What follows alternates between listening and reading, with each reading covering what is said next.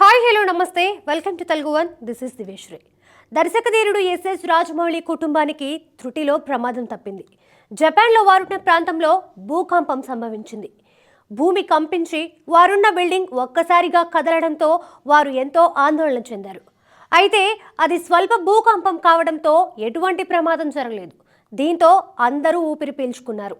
రాజమౌళి దర్శకత్వం వహించిన RRR cinema 2022లో విడుదలై ప్రపంచవ్యాప్తంగా సంచలన విజయాన్ని సాధించిన సంగతి తెలిసిందే. ముఖ్యంగా జపాన్లో ఈ సినిమాకి బ్రహ్మరథం పట్టారు. విడుదలై ఇంతకాలం అవుతున్నా ఇప్పటికీ జపాన్లో RRRకి ఆదరణ లభిస్తుందంటే అక్కడ ప్రజలు ఈ సినిమాని ఎంతగా ఓన్ చేసుకున్నారో అర్థం చేసుకోవచ్చు.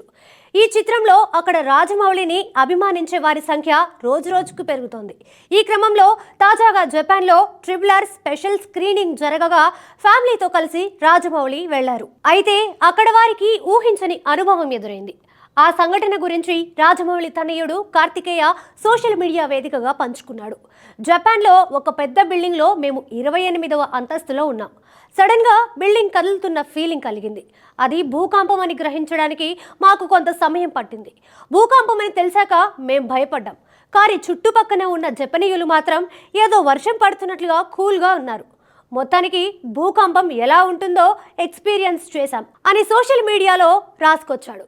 అలా భూమి కంపించి రాజమౌళి కుటుంబం ఆందోళన చెందుతున్న సమయంలో జపాన్ వాసులు వారికి ధైర్యం చెప్పారట. ఇది ఇక్కడ చాలా కామన్ అని, ఇప్పుడు మీరు ఎక్స్పీరియన్స్ చేసింది స్వల్ప భూకంపం అని చెప్పడంతో రాజమౌళి ఫ్యామిలీ కూల్ అయిందట.